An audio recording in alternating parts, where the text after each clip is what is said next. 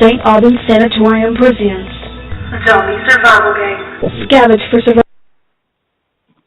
Hearts and Spirit, the intimate, unique, and meaningful conference that focuses on questions about what happens when I or a loved one crosses over and what comes after. Held at the historic Nickerson Sneed House in Glade Spring, Virginia, April 29th, 30th, and May 1st. The conference features some of the most interesting topics presented by exciting, informed speakers such as Tara Perfetti Street, Bruce Barraclough Jr., Misty and Ashley Connor, the Connor sisters, Pat O'Keefe, Adrian Harless, Lee Shillings Edwards, and more. Only 50 tickets are offered for sale. Tickets to a Victorian seance offered free to first 24 ticket purchases. Conference tickets are only $75 plus tax.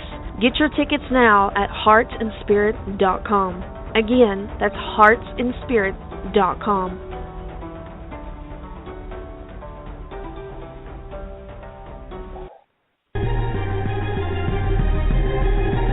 Welcome to Within the Chaos with your host, Rodney Shortridge and co-host, Robin Dalton.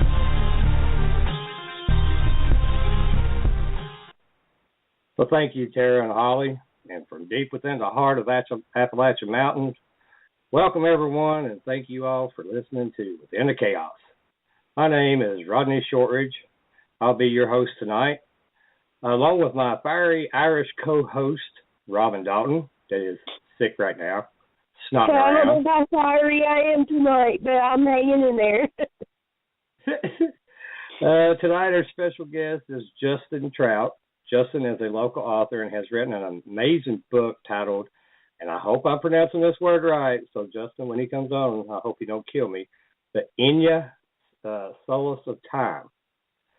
Well, until he calls in, Robin, did you watch the Super Bowl this weekend? Well, you know, I did. My boys were playing.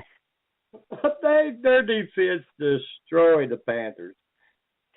I know. I was so proud of my boys. They deserved this, and it's a great way. If this is going to be Peyton's last game, this was a great way to send him off. I have to say they're pretty aggressive, too. I mean, I've never seen so many aggressive moves out of them. Oh, I know. Now, that was a good Super Bowl. I admit, that was a really good one. I hadn't seen one in a while that good. But, yeah, they were all over. They were all over camp. They wouldn't let up. It was beautiful, beautiful. Well, I want to give a shout-out to a couple people. One, my daughter. She turned 22 a few days ago, so happy birthday to her. And also to my 2-year-old grandson. He just turned 2 a couple of days ago also. And I want to wish them all happy birthday. And also, my little man, well, he's not so little no more, my oldest son, turned 16 on the 5th, and I feel so old. So happy birthday, Zachary, if you're listening, which I'm sure you're not. So you can hear it later.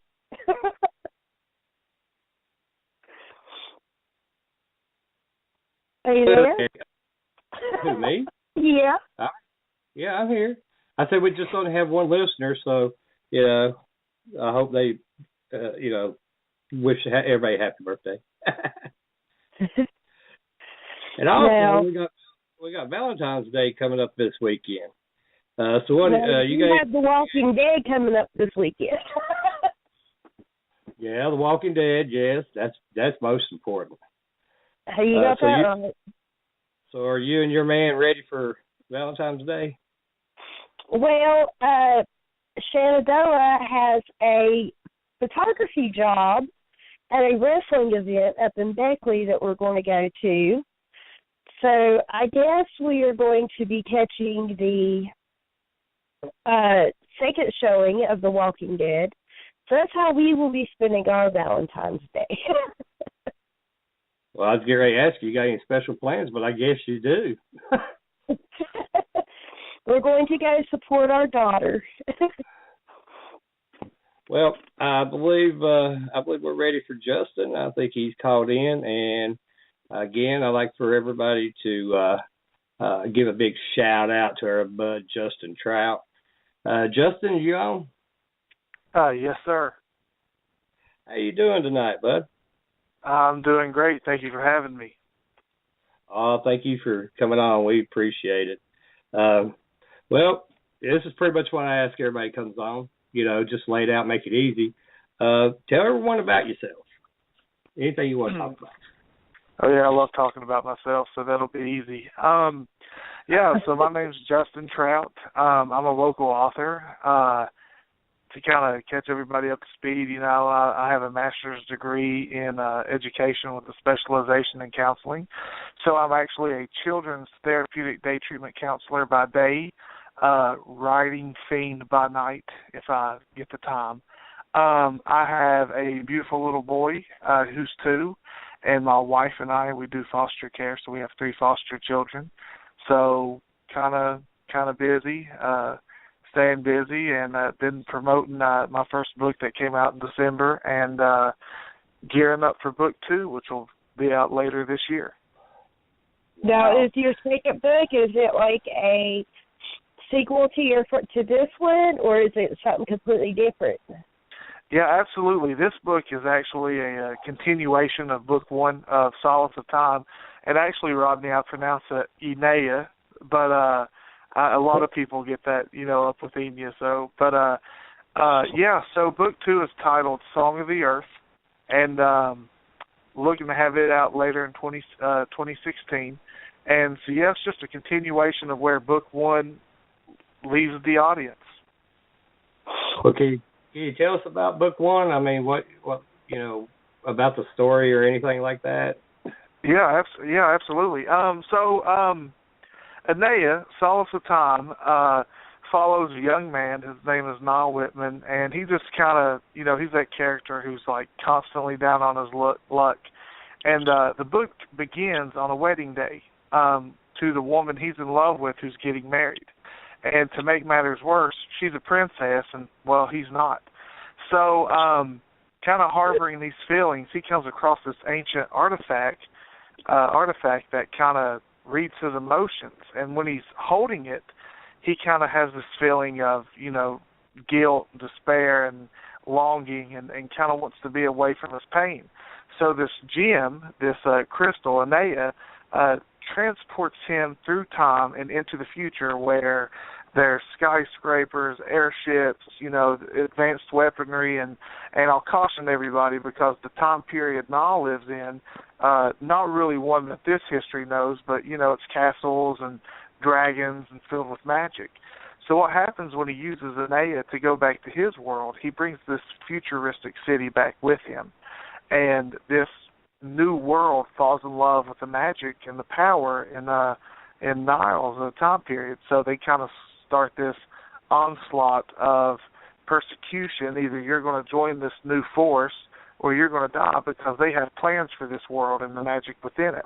And so book 1 kind of picks up on that. You meet unlikely heroes who's trying to figure out what they did and how they can fix it. And it ends with a twist.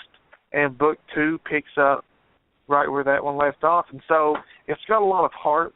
And that's one thing, if you don't mind me saying, is a lot of people who read this book have come to me and said, it's a good book, but it's so sad. And the reason people say it's so sad is it really touches the human condition. It really focuses on pain and relationships, and more importantly, picking up the pieces, and moving forward. And I do it within a fantasy universe.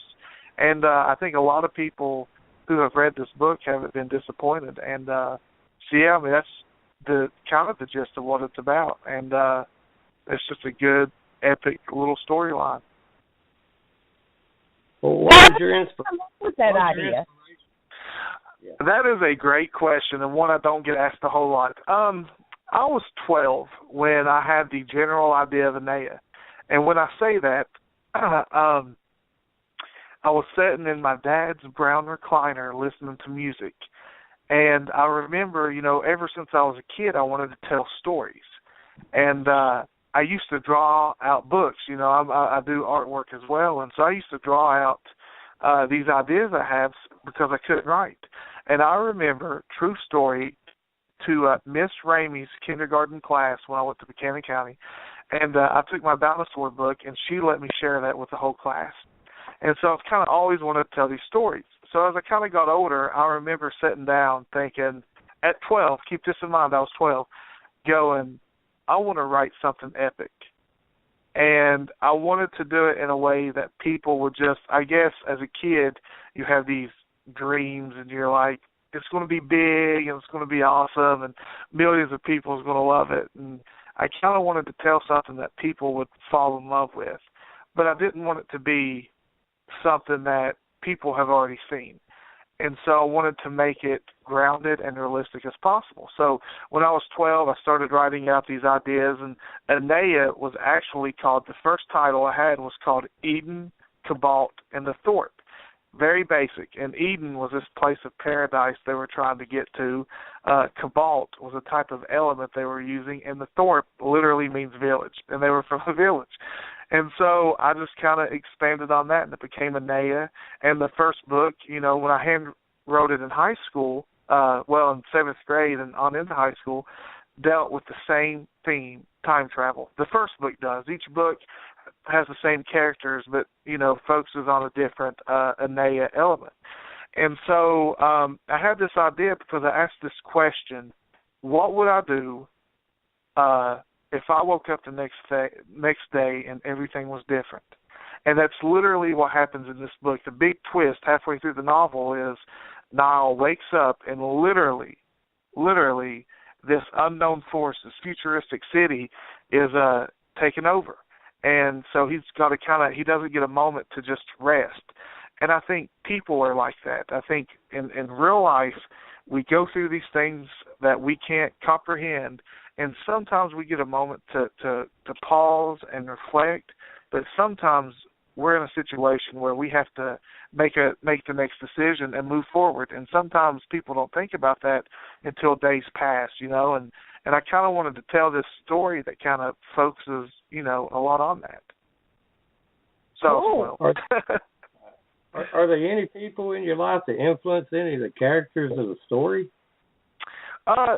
Yeah, I think in a lot. Yeah, I think people say they can see some of the actions of the protagonist, you know, in me, but I guess that's because I'm writing it, you know, in this third person omniscient view. But yeah, when I look at some of the characters, they're based loosely on people that I know, and you know, some of the main characters. One of the main characters, Leo Connell, is based on one of my closest friends, and some of the dialogue between them is dialogue that me and my friend would have. And as far as the villains go, no, not really. But the people that are involved in Niall's life that, you know, love him and support him, yeah, I base those on people that I know, and that's the only way for me to make it realistic. Well, are you just interested in writing the sequels to your books, or is there any other type of area of writing that you'd like to? Yeah, no, that's a great question. So I have Song of the Earth coming out later this year, and that's the direct sequel to Solace of Time. And after that, I have 6 more Enaya novels. But I've also reading, listen, that I'm an author and I can't pronounce my words. I've also written.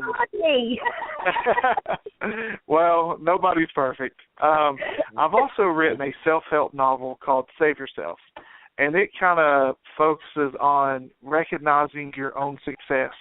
And that doesn't come out till 2017, but it's already written. And I did a lot of interviews on that book with people who are successful, who I consider successful, not movie stars, but people who started businesses, people who've succeeded. And my reason for writing Save Yourself, Keys to Recognizing Your Own Success, is I remember a time I was working at a grocery store, and I was doing the frozen and dairy. And so I remember going to work, and I was messing with ice cream and dry ice, and after 8 hours, you know, I was wearing these little wool gloves, and my fingers were chapped. And I remember going, is this all that's planned for me? Is this all that I'm meant to do? And I was 21, 22, asking myself that. And so I started Save Yourself because there's a lot of young people out there who feel like they can't be successful or they can't move forward. And so the purpose in Save Yourself is to literally for the audience to recognize what they have and how to feel successful with what they, towards a dream by making small changes in their routine, by adding, these certain changes into their routine. So just literally, just by feeling successful by what they already have. And so I got Save Yourself, and I got a lot of other ideas. Some I've started on, some I haven't. But the demand's out there right now for the sequel to Solace of Time. So that'll be what I'm pushing on this year. So would you say that the jobs that you had and plus you growing up and writing has a lot of influence on the way and types of writing that you're doing? Yeah, I would definitely say that. And I think the reason is because every job I've had, I've reminded myself this isn't what I wanted to do. So, which I think's normal. And definitely, I've had a lot of jobs. I've worked fast food. I've worked in 3 different retail. I have worked in the mental health profession several times. I've worked, I've done work study. I've done garbage. I was the garbage man at a college I went to and literally would wake up at 5:30 in the morning in January and drive around in a truck and pick up everybody's trash, And so I've done it all, and I don't think there's anything wrong with that. I think experiences like that build character, and that definitely helps you craft a rich world with real people. And I think that's what writing's about. Anybody could tell a story, but can you tell a story and tell it in a way that resonates with people to where they go, you know what, that's real. That guy, he wrote that. That came from somewhere. And so I take every experience I have, negative and positive, but, more negative. And I try to reflect on that, and I try to go, how would I do that differently? And in this kind of weird way, I incorporate that in my books. So at what point did you decide to follow, this advice and actually start taking your writing seriously and sitting down and writing, these books and looking at getting published? Yeah. It was a dream I had since I was in the 7th grade, and, I've kind of always had that in the back of my mind. And I graduated high school, and reality sunk in. And I guess I thought I was going to graduate and be some best-selling author, but that didn't happen. So I had to get these other jobs, and I went to community college, and then I went to Knoxville and went to college, and came back and got my degree in counseling. But all in this, I've always wanted to write. That was something that I was still passionate about. That was something that I've always wanted to do. And I really felt like, and I really feel like this, and I don't want this to sound conceited in any way, but if I have something I want to do that I'm in love with and I don't do it, then I'm hurting myself. And I'm setting myself up to be miserable and to fail. And whether or not I got published or not, I had to write. It was something I had to do because it was something I was so in love with. And I've tried publishing. I've been rejected by agents. I've been rejected by publishers. Sometimes people will laugh at that, but, Stephen King was rejected, a lot. I always think of that, and it just takes time. And so the market is big right now for self-published novels, and last year I just decided I was going to do it. And I got the information together. I found a great editor, Allison, with First Editing, and I found a great partnership with Deranged Dr. Design, and they actually specialize in book covers. And I just said, you know what do I have to lose? And I'm just going to do it. And, by the time I started, 3 months later, my book is sitting on a shelf, and I have people calling me, wanting it and sending me messages, and I've got some book signings coming up, and I've been promoting it, and and it's out there now, and a lot of people have read it, and I've got a lot of great responses. So definitely, I just wanted to get that out there, because I didn't want to look back 10 years, 15 years, 20 years from now and go, I wish I would have done that. Yeah, I know the feeling.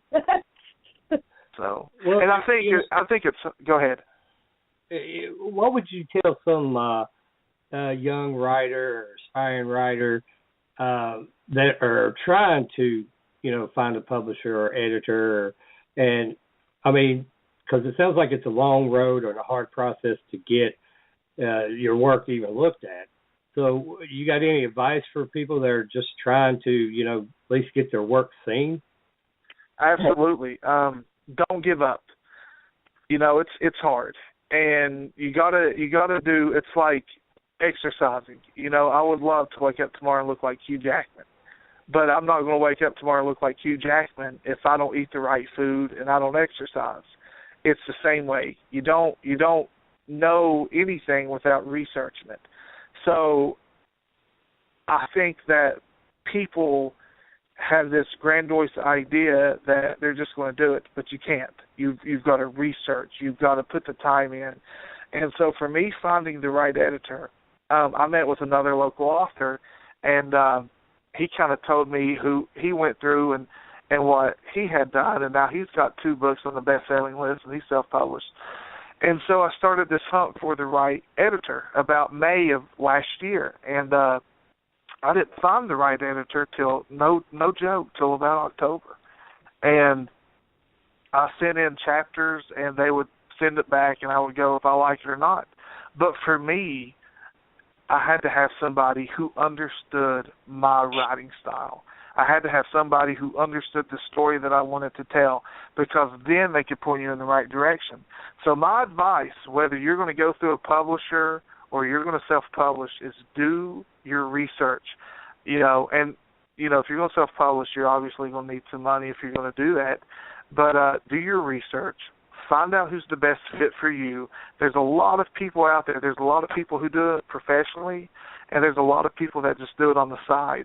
And so that's out there. So find somebody that you're compatible with. It sounds like a dating site, and just go at it. And again, with the book cover, I've seen some really great stories not sell because their book cover is something they've done on their own, or it doesn't look professional.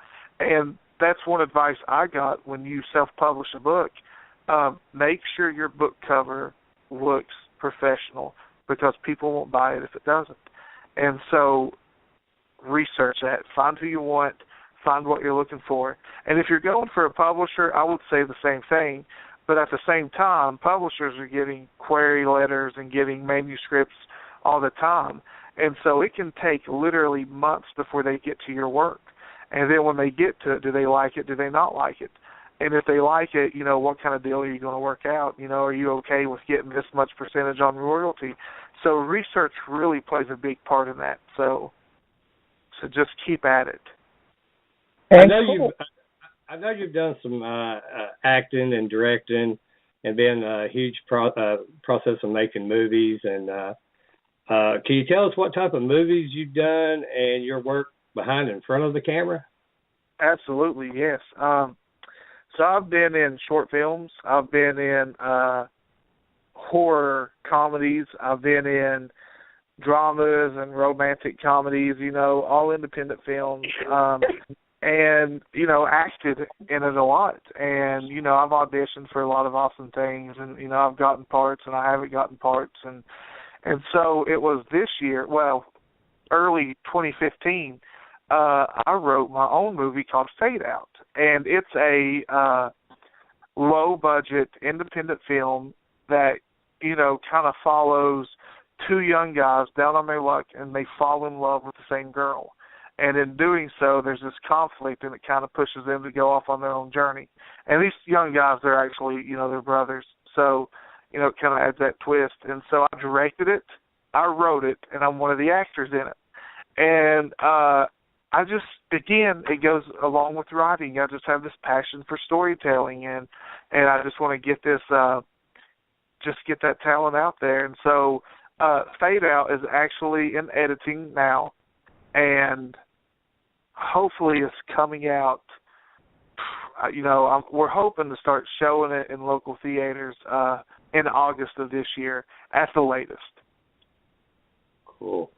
Could you see your books or a book becoming a series drama for TV, or even maybe on the big screen someday? Well, that's the next dream. That's the next step. And absolutely, Solace of Time reads like a movie. It's written like a movie. And that's one thing I've gotten complimented on my writing style is people will read it and go, man, when I read this, I can actually see it happening. And that's the way I wanted it to be. I wanted it to kind of flow in this concrete direction where you get what's going on, you get the pacing, you get the action, and you just kind of roll with it. And so, absolutely, could I see it as a movie? Heck yes. Do I want it to be a movie? Heck yes. Is it happening tomorrow? No. But that's the dream. So, anybody that knows your dad knows that, he's a very talented man as well. How much influence has he had on you, to do the writing and the writing, directing, and all this? Well, now, my dad, when I was young, my dad used to take me to work with him sometimes, and he had a back office. And I would go with him, and I'd sit on his lap, and he would teach me how to draw. And that's how I can draw well. And, if that's something, you'd like to see, I can definitely send it to you, and you can put it up on your site or something to kind of showcase that, But he taught me how to draw, and with that came wanting to tell stories. And I kind of remember my dad when I was younger. He had a little office in the back of the house with a wooden desk that my brother and I helped him make with leftover wood material underneath their porch from when they had built their house in Belfast. And so he made some bookshelves and a desk and bought a word processor. You don't see those anymore. And he would sit back there and he would write. And all in all, while he was doing that, I kind of wanted to tell these stories too. But I think the influence was different. He was at that stage in his life where he was developing, his own ideas, his own characters, and kind of going from that. And I was at this stage of my life where I was inspired by everything I was in love with that I saw on television, And so, he wrote all the time. And when I got older and I started the idea for Enaya, which was, my baby, he was very supportive in that and just kind of would talk about it and tell me I could do it and make it happen. And even while I was in high school, he still pursued writing. And the same thing, he kind of the whole time held me accountable. He would ask about it. He would want to hear my ideas. He would, he'd tell me he's proud of me. And still while doing that, he would say, you're going to make it. You're going to do it. And, and so I think everybody needs that, somebody in their corner that's going to say, you can do it. And so he recently, last year, came out with his book, awesome children's novel called Marty Mothman Jr. and the Boogie Street Monster Squad, and he's got a new one coming out. And so he's kind of worked on that. And he's got a lot of great ideas. And so I get that creative mind, talent from my father. And, he's always done it his whole life, and I've always seen that. And so I kind of want to keep at it as well. So are you into the Mothman and all the cryptozoology like Clayton? Oh yeah, in the sum of it to a degree. I've been to Point Pleasant with him. I've seen some of the stuff he's done, and definitely want to know if there's a Bigfoot out there. I watch Finding Bigfoot all the time, and so I don't know if I was into it as much as he was for a while, but definitely it's piqued my interest. Awesome. So. Yeah, I know. I didn't. Well, I met you the first time. Wasn't it down in Abilene when we were shooting? We were doing an investigation and also shooting for a movie. Yes. Yeah, that's what I thought. And I know that was a mess, but do you go on any investigations still yet, or Oh no, I haven't. Man, I haven't done anything like that probably since we went, because after that I met my wife, and then I went back to school and got a bachelor's degree and a master's degree, and now I have 4 kids, and so between that and writing, I just really haven't had the time. And it's not something I would say I'd never do again. It's definitely something that's interesting, and maybe one day along the lines, but no, I hadn't really had had the time, but yeah, it was some fun times. Have you ever thought about maybe writing something about the paranormal, or? Oh yeah, man, that's something. Yeah, I've got a lot of stories along that. Some children, like I guess young adult ideas. I have one in development right now, but I think that's going to have to go on hold because book 2 in the Enaya series is kind of pressing down on me a little bit. But yeah, I do have these stories that, I'd like to tell. And like I said, I have one in development, whether or not I'm going to go anywhere with it. But definitely, several pages have been written and looked at. And hopefully one day we'll get that out there. That's great. Well, I do want to go back to the movie stuff, especially, if one of your books was able to go on TV or on the big screen, would you like to play a character within the movie, and if so, which one and why? Oh, I'm not good looking enough to be some of my main characters. But that was a joke. I don't know if I'd like to play a big part, for 2 reasons, and I'll tell you why. One is my accent. It just kind of doesn't fit in this realm or the world of Enaya that I've created. And second off, I try not to base any of my characters on me, as far as emotions go. And I think dialogue is one thing, but as far as my characters look or anything, so when I'm writing, I don't go, I want my villain to, you know what I'm saying, look like me or do this. So when I write it or when I think about the book now, I don't see myself really playing any of those, but definitely, I would love to make a cameo. Maybe I could be one of the, creatures that gets beheaded or something. But grunts, I could do that. But yeah, definitely want to be a part of it somehow. Wow.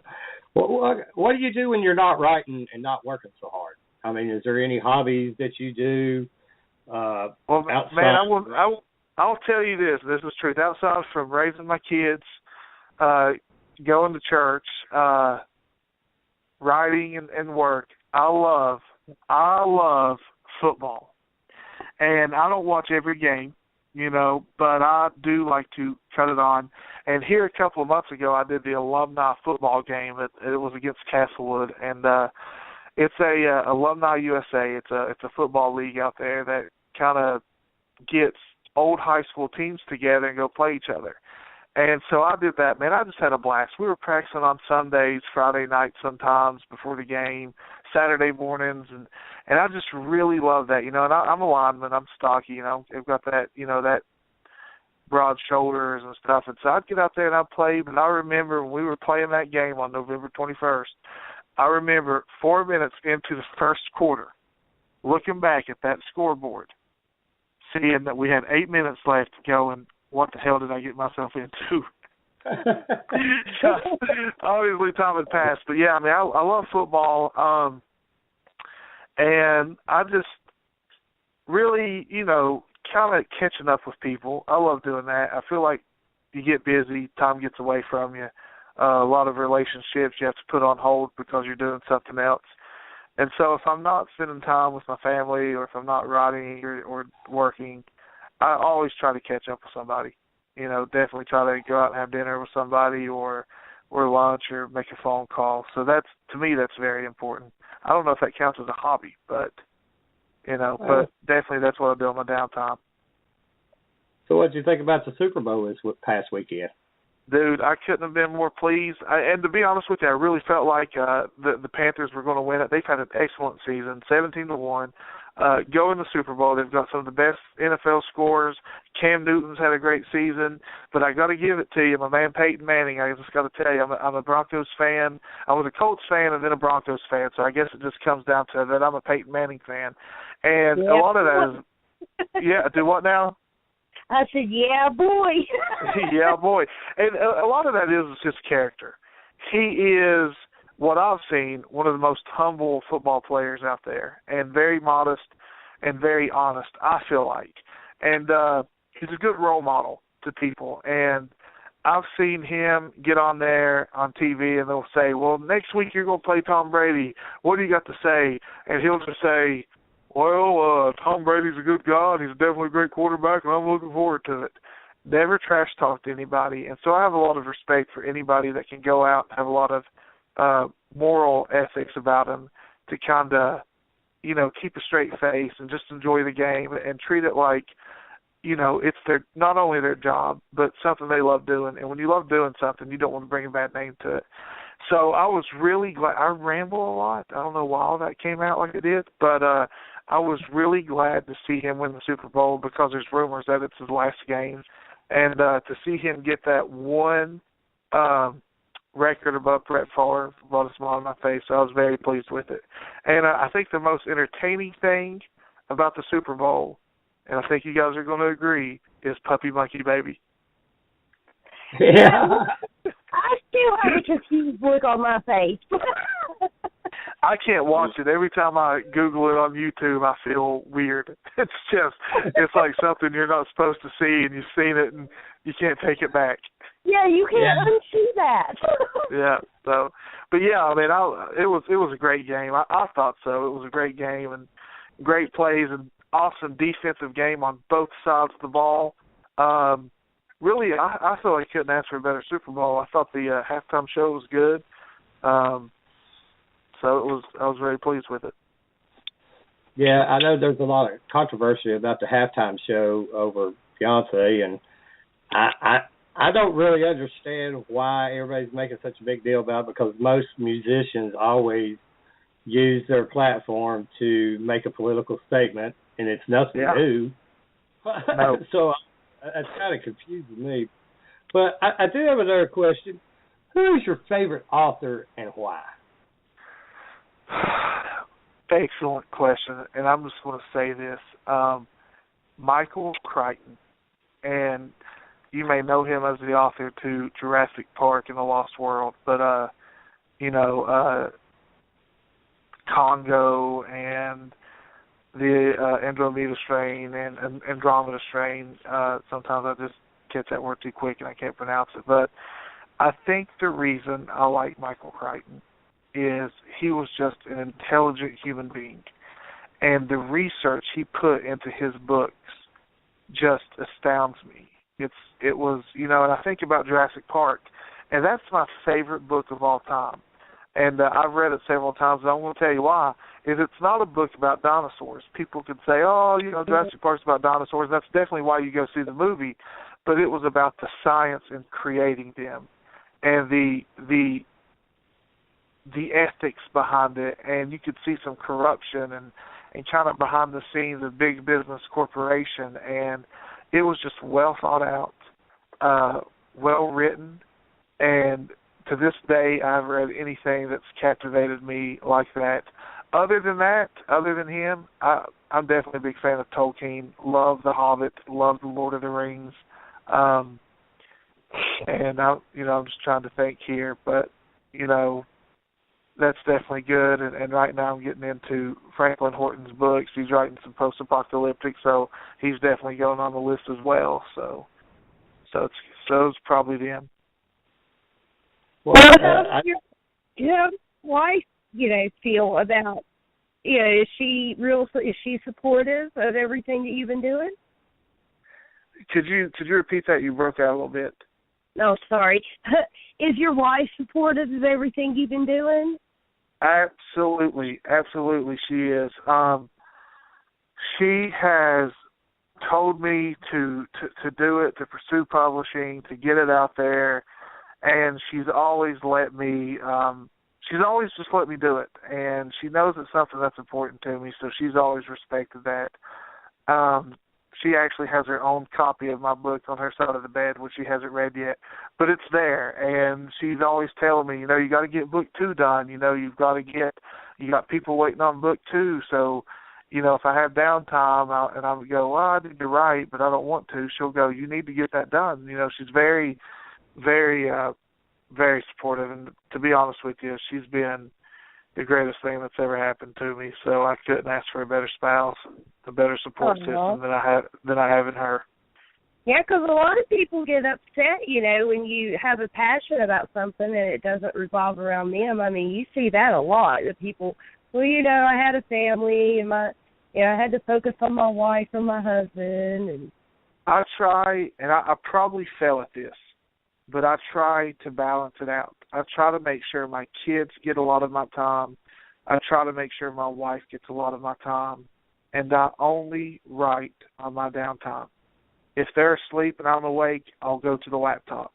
If they're not home and I'm home, I'll go to the laptop. I try not to take that time away because that's important to my kids and that's important to her. And I don't ever want my family to feel that they're second best, because that's not how it is. And so, and I tell my wife every royalty check I get, you can have. So she's very supportive. When you give them money, they always are. Yeah, no, that was a joke, but yeah, no, it's just been great.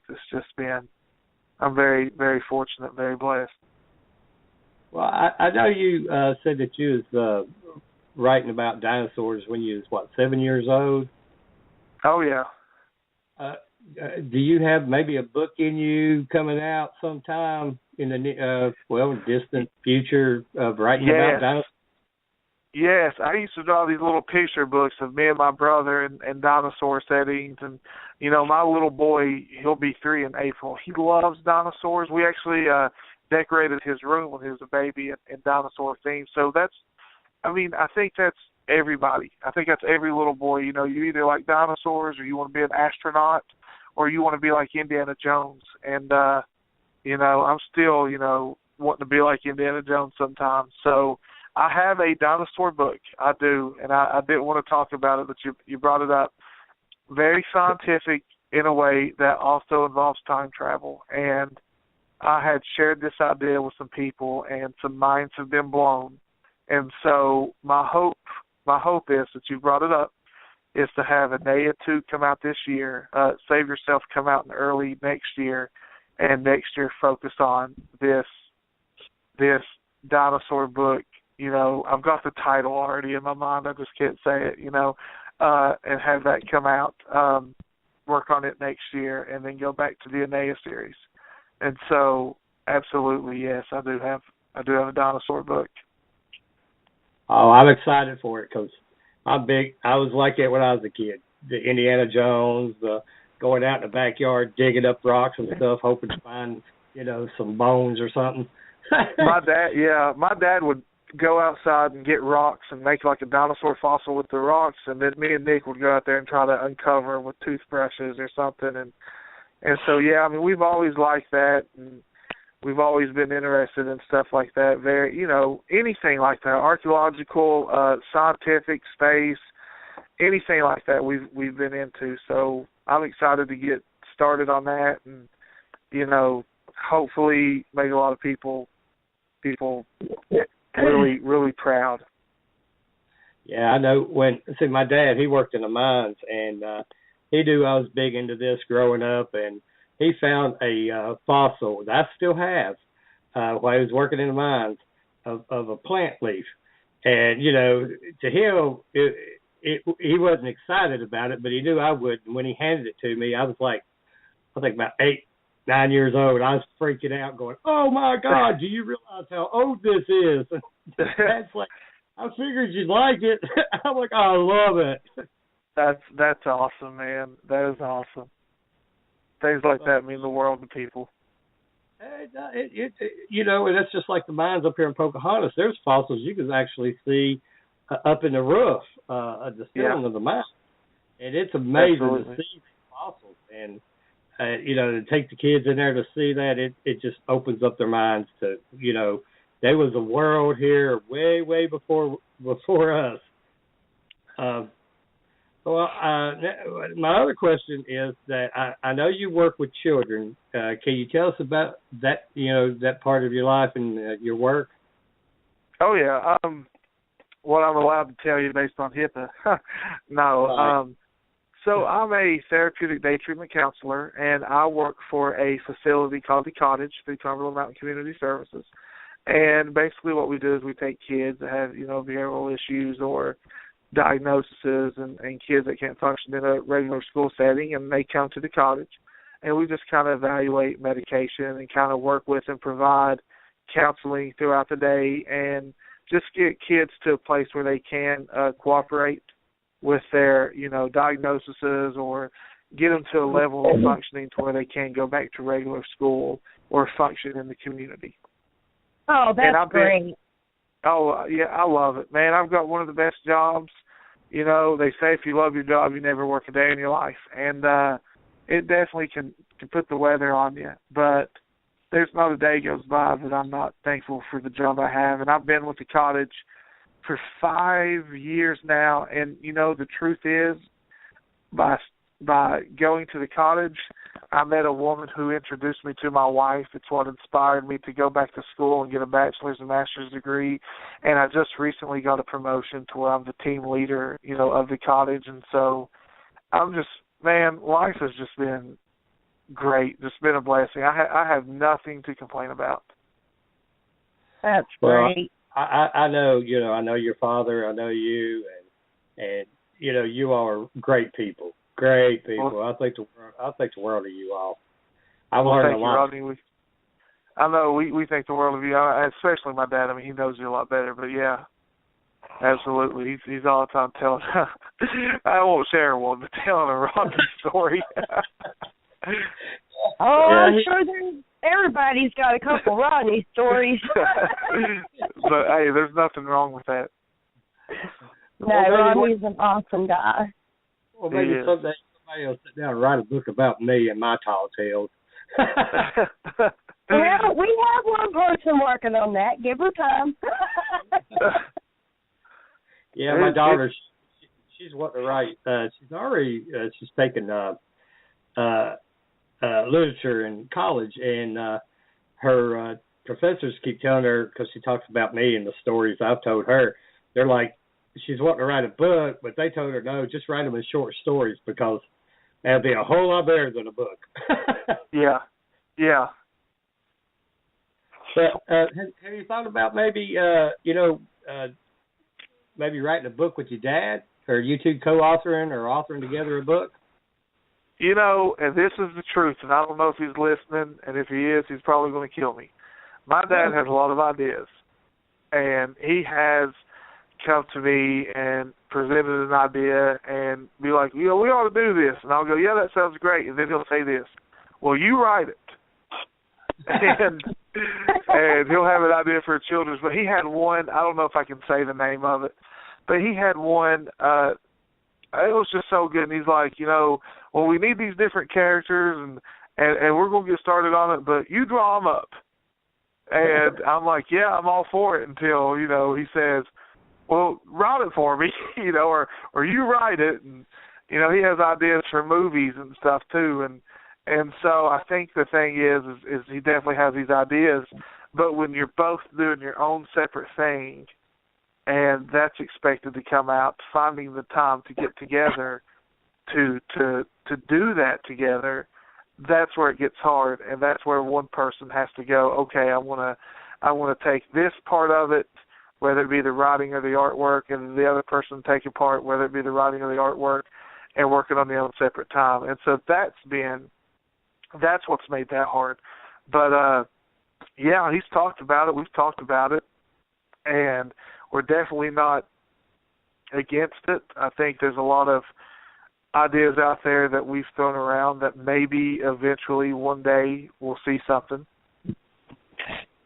That'd be great. What's the difference? I mean, how much different is it sitting down and working on a story that's in your head and trying to change it into like a movie script or something like that? I mean, is there much difference? I mean, coming up, I mean, how much different is it to sit down and say, so-and-so said, you know? That, you know, and that becomes hard. And I try to write down the ideas that I have, whether or not it makes it in the final cut or not. But I do try to use my idea, whether or not I use it. If I have an idea for my new Enaya novel, and if I don't use it, then I'll try to hold it for the next one. That's where you got to plot and outline. And some people don't do it, but if I can have the general idea in my head, I can just kind of freely go and write what I need to write, and always kind of have that back there. But that definitely becomes hard, and keeping it together becomes hard, and it becomes even more devastating when you've written it and you got to read it and you got to go, okay, now I got to cut it out. And that's the one thing that's funny about Solace of Time is after it was edited, about a month before it came out, thousands upon thousands of words were deleted. And it was like I had an editor, I had this like long prologue that kind of explained the world, you know, better, and kind of brought everybody up to the events where the first book took off. And she's like, you've got to cut that. That's a lot of information. And what you need to do is you need to kind of disperse that in your storyline. And so there were some scenes that got changed, and there were, you know, dialogue and events that happened that didn't make the final cut. And I'm like, oh, you know, but I just recycle that, and I'm going to use it for book 2 or book 3. And so keeping all your ideas together, it can be very, very difficult, but I think that's where you got to plot line and kind of be confident in the story you want to tell. The cover of your book, is that your work? Did you draw that up, or that your idea, or was it No, absolutely not. I researched people who do book covers, and I came across a company called Deranged Dr. Design. And I saw some of their covers. You can go to their website and you can look at, you know, their portfolio. And I knew that they were going to be able to do what I wanted them to do. So I contacted them, and they send you a survey, and you fill it out, and it's about your book, and you put in excerpts. And so they read this, what you say about your book, and they get an idea of what your book's about, and they base the cover on that. And again, that was a great option because they get to know your book before they do it. So if your book doesn't take place in New York City, you're not going to have a cover with New York City in it. You know what I'm saying? Uh-huh. So I went through Deranged Dr. Design, and they sent me that, and I got to tell you, I mean, I was like a kid in the candy store. It just, to see it come to life like that was very, very inspirational, and in a way a turning point for my writing career. Well, I know it's an awesome cover, and I thought maybe is any of your artwork in the book, or do you plan on having any of your artwork in any of your books in the future? Maybe in the future. I know when I was in high school, I used to draw certain pictures out in the book, but the only thing that made the cover is my map. That made the book is my map. And I drew the map. And then what happened was my dad looked at it, and he goes, that's good. Well, redraw it, but don't write down the places. So I drew it again, and I handed it to him, and my dad really kind of took over the idea I had and really fleshed the map. In that book, you get the only artwork is a map, and that my dad and I did that together. So it's awesome. It's great. And you can see the map if you go to JustinCTrout.com, click over to the World of the Enaya tab, and you'll see a full-blown picture of the map. It's also in the book. It's in the ebook. So it's just awesome. Well, you're going to have to send me a copy of the book. I will.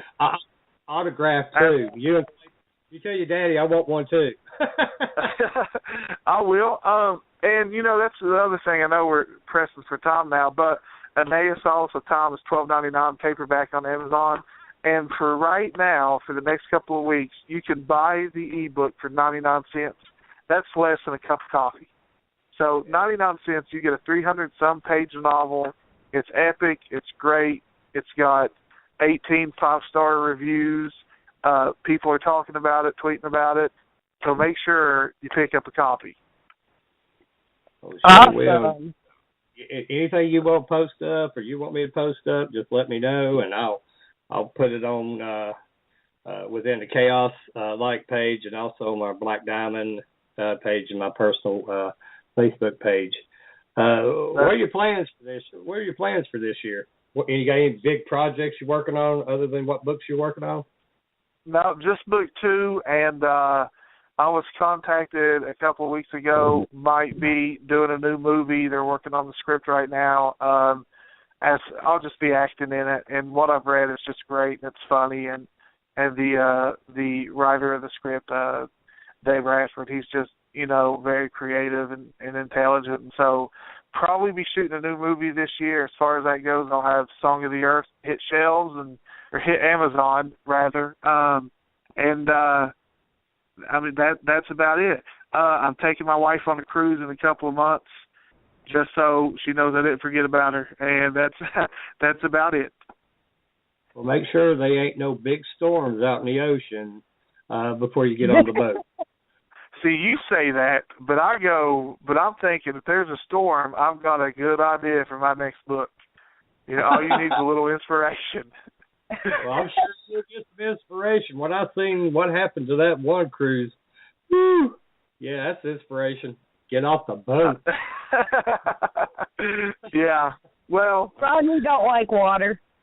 I like water to an extent. I'm not a big fan of it, just to take a shower and drink. Yeah. Well, seeing how we're running out of time, go ahead and, if you don't mind, and tell everybody again how to be able to purchase your book and any other information you want to put out there. Yeah, thank you. Again, guys, thanks for having me. You can get Enaya, Solace of Time on Amazon. You can get it paperback. It's $12.99. Or for a limited time, you can get the ebook for 99 cents. 18 five-star reviews so far. It's only been out not quite 2 months. Pick up a copy. Book 2 comes out later this year. It's an epic fantasy adventure you won't want to miss. So get it. If you like it, talk about it. If you don't, keep your mouth shut. Well,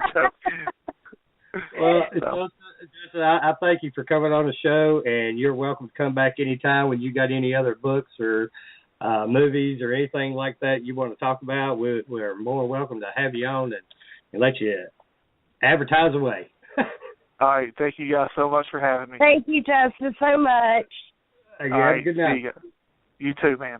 Bye. Well, that's it for us tonight. I want to thank Justin Trout for coming in on the show, and thank everyone that took the time to listen and take part in the show. Thank you all.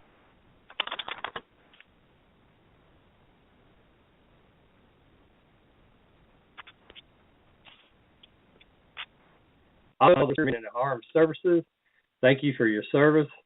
Our guest for next Thursday night, February 18th, will be special effects makeup artist Chris G. Hart. So turn in next week to another exciting show starting at 10 p.m. Eastern Standard Time. Until then, be safe and have a good night. And Robin, you want to finish out? We still got about a minute and 15 seconds. Well, I just want to thank our live radio family for putting up with us, and and thank everybody for putting up with me this evening and bearing with me. I know I probably sound ridiculous, but my niece decided that she loved me so much that I needed her sickness. We want everybody, check out our Facebook page, blackdiamondps.org. Keep an eye out on what we have going on. We just did a great investigation this past weekend, and we have another one coming up next weekend, getting back into the swing of things. So everybody, check us out. And if you know of any place you need us to go and know anybody that needs any help, Yeah, tell them to give us a call. All our information is on our webpage and on our Facebook page. Well, I guess since you laid all that out there, I ain't got nothing else to say. Yeah, she took it all away. Little Caesars has 5 hot and ready items at only $5 each. Choose from a large hot and ready classic, 8-piece Caesar wings, 4 20-ounce beverages, family-sized bacon cheddar loaded Crazy Bites, or new family-sized cinnamon loaded Crazy Bites. It's a deal so great, even my newborn is excited. What's that? She just said cinnamon loaded Crazy Bites? Her first words. $5 hot and ready deals only at Little Caesars. At participating locations plus tax. Pizza, pizza.